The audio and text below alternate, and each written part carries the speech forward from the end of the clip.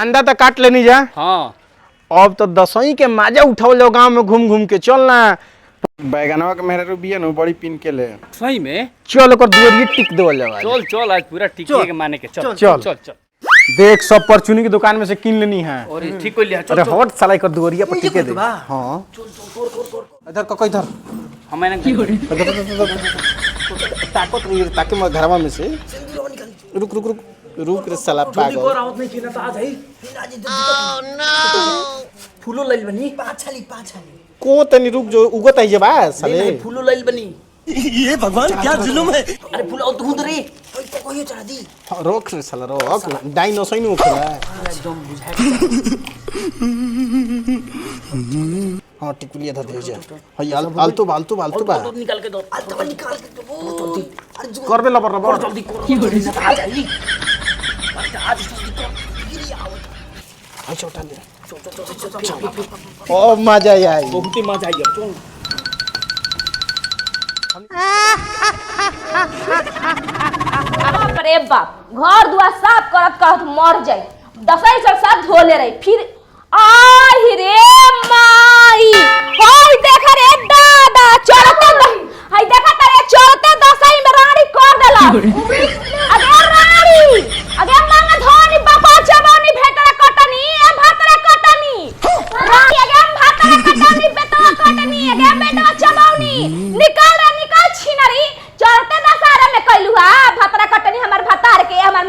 बेटा के रे हट दूर रहिया अजी सुना तानी जी कहां बानी अरे बड़ा बाप के अरे रानी निकाल रानी अरे रुकी चल ले तनी हला ए देखे त रानी को देले बे छिनरी भातरा कटनी बेटा कटनी चबानी अरे हवे छिनरी बिया हां बगल वाली मास्टरनिया अरे छिनरी निकाला मास्टरनिया तोरा छौकल ना छोड़ा देनी त हम असल बाप के बेटी ना हमरो नाम नंदनिया ना अरे छिनरी निकाल बहरी त सिलोट पे जा पीस के जाई के पूछी हारा और जाई छिनरी से पूछी अच्छा ना जाता नहीं तो क्या જોઈએ बात अरे जाई ना हम जाना करी अरे हो कोने रा गिरा ले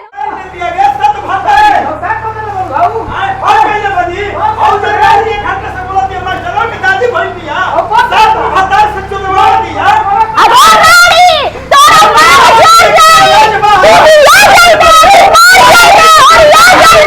जमल बोला तोरा होय त छिना नहीं अगे तो हमरा के कर तू गे देरी से मैं तो यार होय देखो होय देखो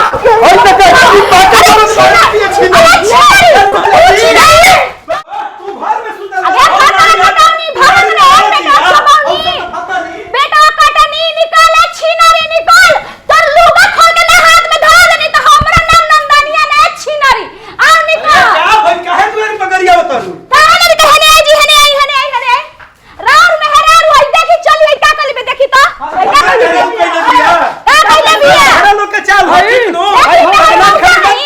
चूड़ी हाय मौगे का बनी मेहरारू के गुलाम मेहरारू भी मेहरारू को हंस रहा चूड़ी खा चूड़ी खा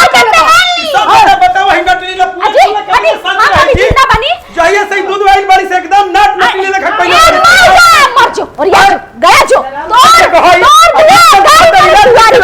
हमारे चार बोतल साथ धराई लो इसके तू उल्टा बोला भाई मैं मेहरारू